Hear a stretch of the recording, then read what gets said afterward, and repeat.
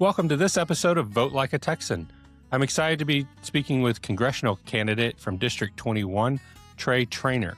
Trey has a deep history in the political and governmental areas, and I'm excited to understand his background and then talk about these important races that are happening with a big focus on March 3rd and the primary elections that are coming up so quickly. Trey Trainor, thank you for joining us today. Justin, it's great to be with you. Thanks for having me on. You've served at the Federal Election Commission as the chair of the Federal Election Commission, and you've done that. You did that 2020 to 25. So you saw a lot of movement nationally on what elections are, how they work, where they're not working, I'm sure, Yes. and everything in between. What does that look like from your perspective? I was at the Federal Election Commission from 2020 until 2025, right before I Okay. got into this race. I was there for 5.5 years. The president, he actually nominated me to that position in 2017. And I was blocked for about 3 years from my confirmation by Senator Schumer. And so it took until from 2017 to 2020 to actually get me through the confirmation process. And then I spent those 5 years, most of which was under the Biden administration.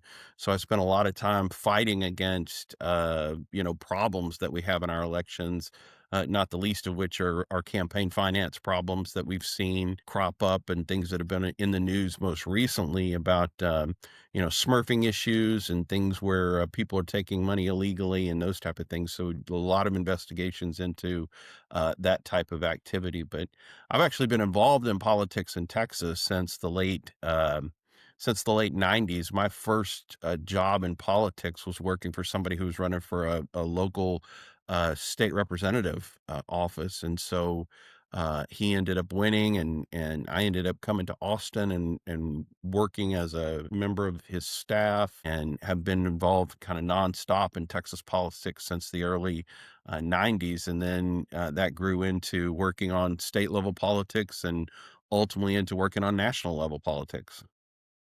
Well, and it takes all layers of that political structure to make our systems work. There's the benefit of knowing how it all works and being well placed and who the players are. Well, when I go around the district, that's the one thing that I actually talk about is my leadership experience in politics. It's the ability to be able to hit the ground running in Washington, D.C. day one if I'm elected as the congressman for District 21. You know, Chip Roy has done an excellent job of representing this district for so many years, and he's put forward some great legislation. He's brought a lot of attention to fiscal issues, to some national security issues. And so when you look at the landscape of Texas politics, particularly in light of what's going on in Congress, Texas is losing 10 members of Congress, whether they be Republican or Democrat. 9 of those are Republicans. And so we have we have a huge leadership vacuum that is being created for Texas.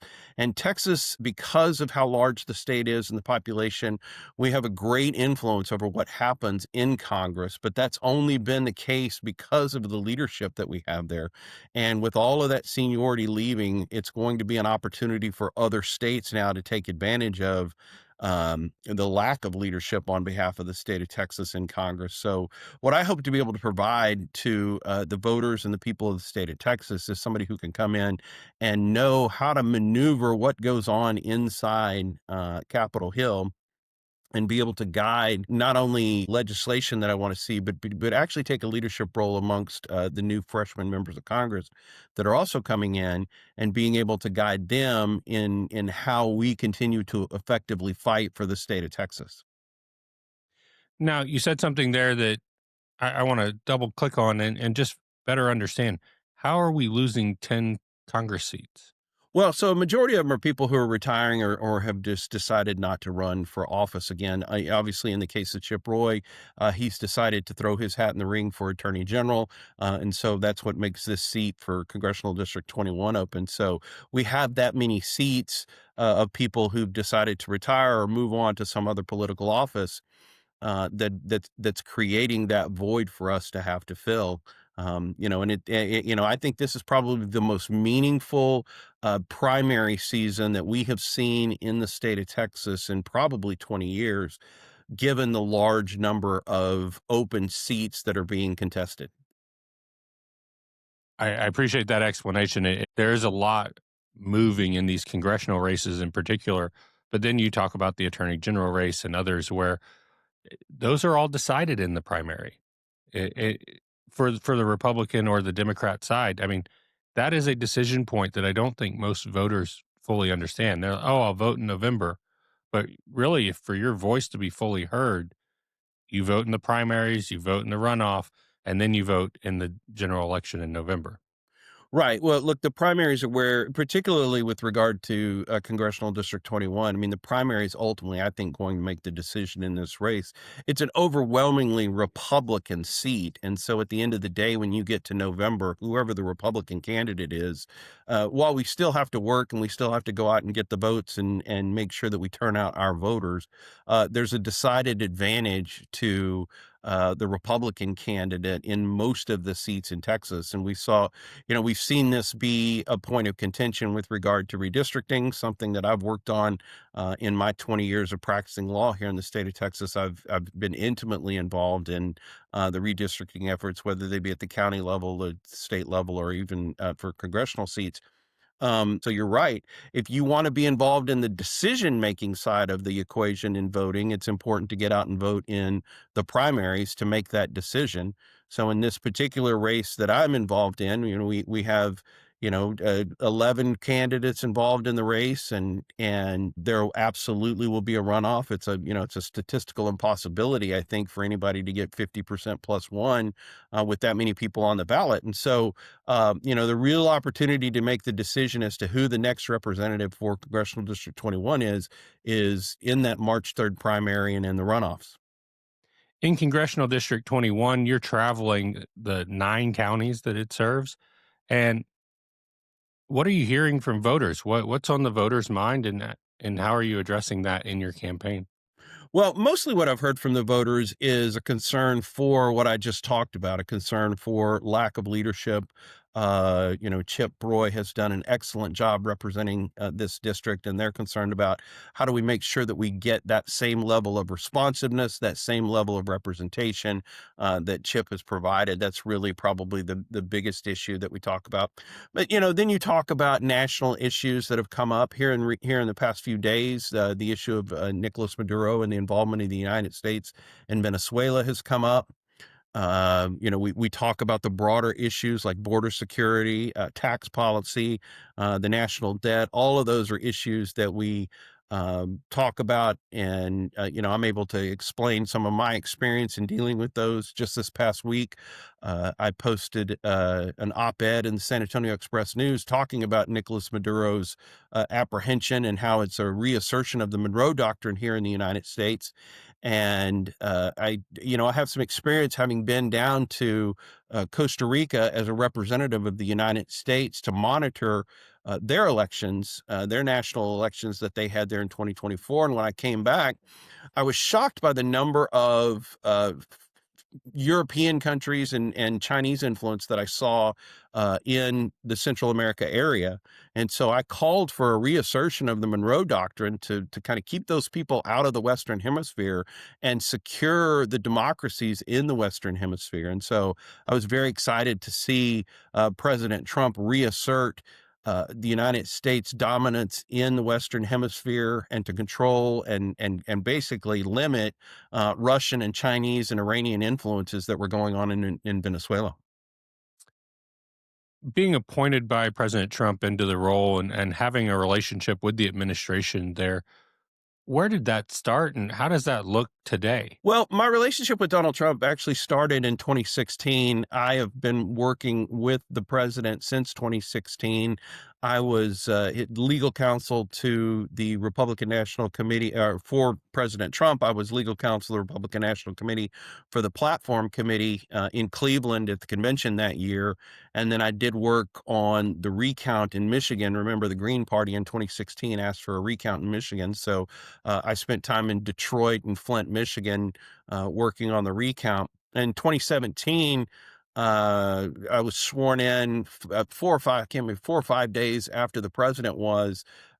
He put me in over at the Pentagon to basically monitor Obama officials that were still there, and for us to get rid of those people that had tried to bury themselves into bureaucratic positions over at the Pentagon. And then about 3 months later, the president tapped me to be on the Federal Election Commission. So I went back into private practice to wait for that confirmation hearing that we were talking about earlier. But, the relationship with the White House is fantastic. I have a lot of great friends that work at the White House. I believe strongly in President Trump's America First agenda. I've been a fighter for that agenda, both when he's been in office, but more importantly for me, I was a fighter for that agenda when he wasn't in office. That whole period from, late 2020 until 2025, where I spent time fighting against the Biden-Harris administration and the full weaponization of government that they tried to exercise. I testified twice in front of Congress during that time frame, once in front of the House Administration Committee, talking about how the agency that I worked at, where the bureaucrats were trying to weaponize the agency against individual citizens who were trying to be involved in the political process.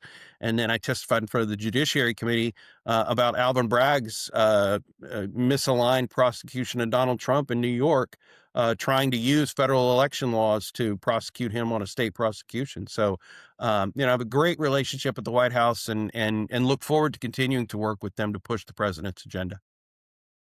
Coming back locally, I've had the privilege to talk to candidates and voters across the state at all levels of local, state, and federal offices. For people inside of Congressional District 21, what should they be looking for in a congressman or congresswoman to represent them? And what is that relationship? Because I talk to mayors a lot, and there's a misconception that mayors are paid a bunch of money and have all this power, and they're not paid and they don't have much power. The county judge that's the CEO of the county in Texas. Where does that interaction and where's the bridge between those roles, county judge, county commissioner, mayor, city council, to these federal roles like Congress? What would me as a constituent or as a voter, where would I go to you versus where I would go to someone else? Sure. Well, I think the two things that a voter needs to look at in evaluating what type of congressman someone is going to be is first and foremost their experience. Who has the ability to actually get things done? And I think I've covered that here. But at the end Yep. of the day, I have that level of experience. But the second thing is, especially in this congressional primary situation, is what kind of a representative a person's going to be by how well they show up and how well they currently interact both with voters and with other elected officials.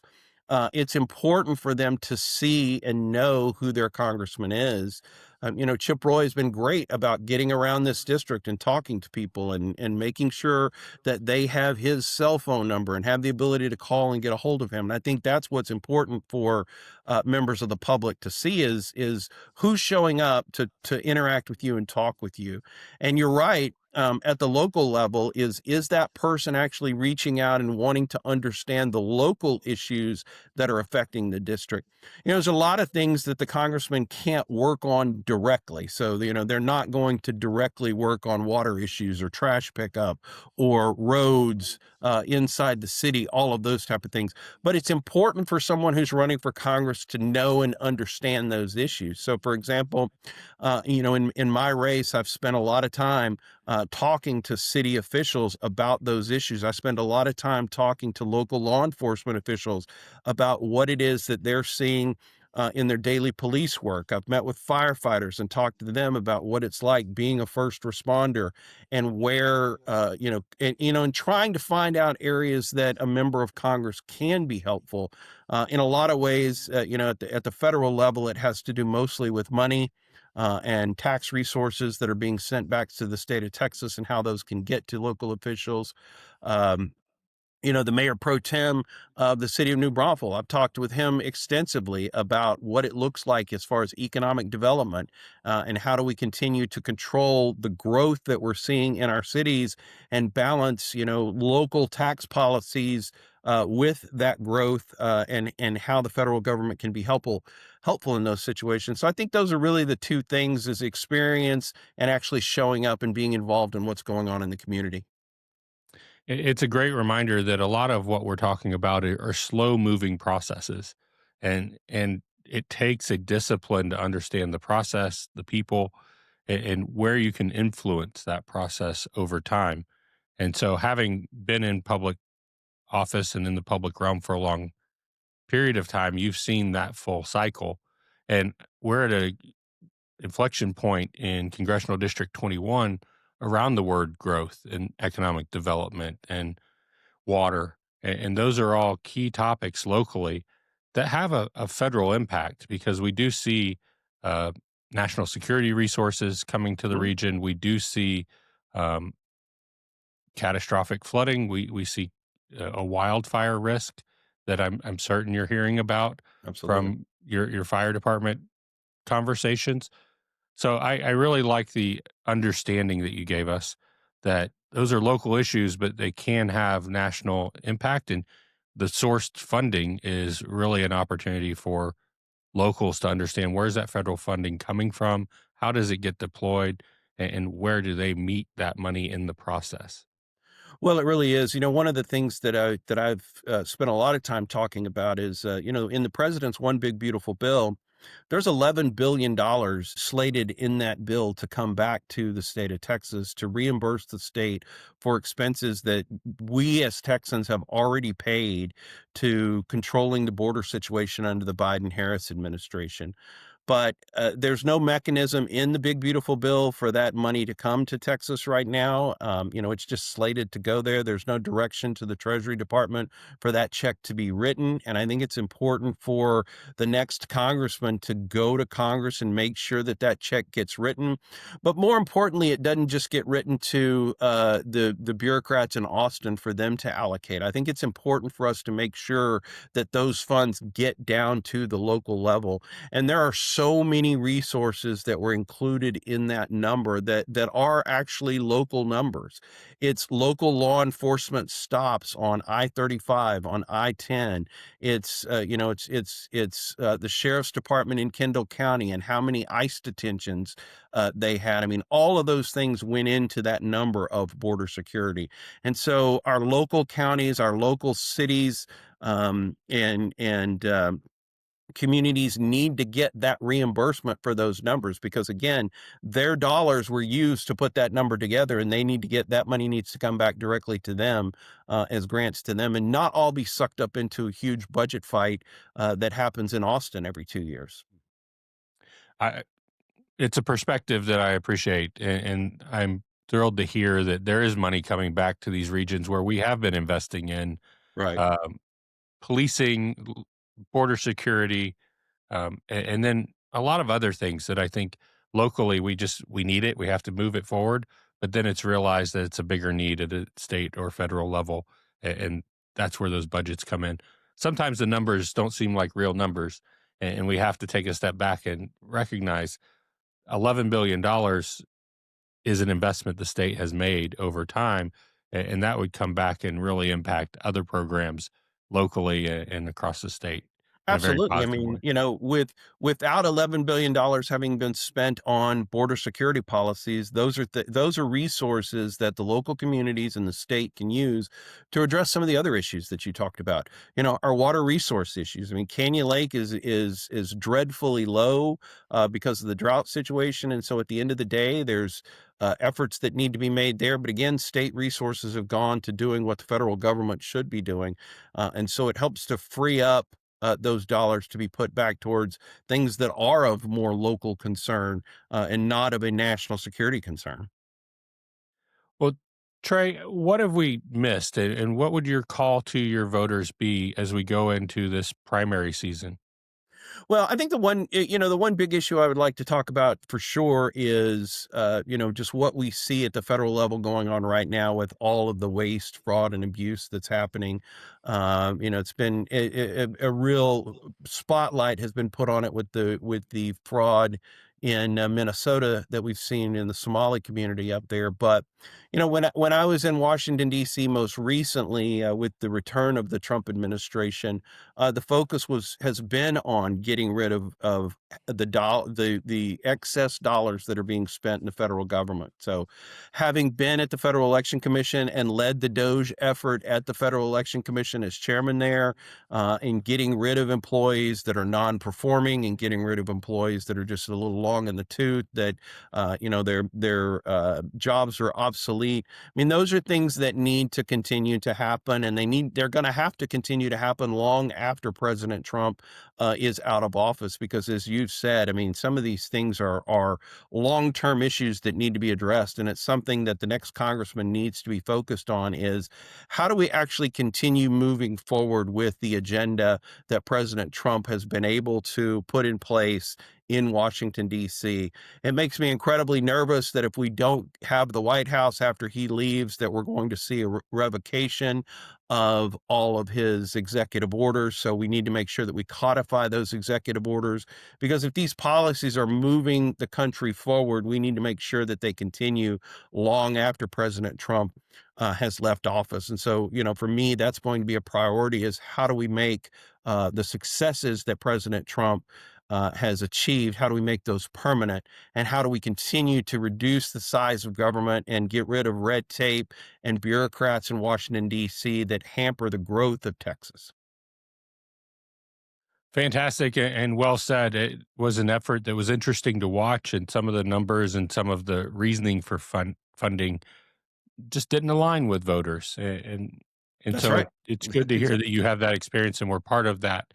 Where can people find more information about your campaign or get involved in your campaign? Sure. So you can find me on my website. It's TREY, the number 4TX. So Trey4TX.com is my website. I'm on X quite a bit. So at TX Election Law is my Twitter handle that I've had for a long time. It's funny, that Twitter handle I've had for a long time. The president actually retweeted me back in the 2016, 2017 timeframe. So I had a bunch of users, but then I got hacked, and so I'm back down to a lower number of users than what I had. But it's great, and obviously I'm on Facebook as well. So, but any of those are great avenues for people to get a hold of me.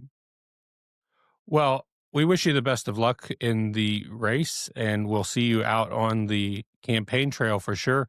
I like to say it is a family decision and it's a family commitment to run for office at any level. And when you're crossing 9 counties every night to go to events, it is a commitment from your whole family. And I appreciate that you are all taking that time and making that investment in the American people. Well, thank you, Justin. It's been great to be on with you. And you're right. I absolutely could not do this without my wife and my family being supportive of me. Lucy travels to most of my events with me. My 6 children have all been incredibly supportive. Not the least of which is, some of them here at home making dinner for themselves when we're out late at night. So thank you for that. Well, Trey, best of luck. It was a pleasure to visit with you today and have a great rest of your day. Great. Thank you so much. Thank you. Thank you for joining us for this episode of Vote Like a Texan. Please remember to like and subscribe and check out votelikeatexan.com.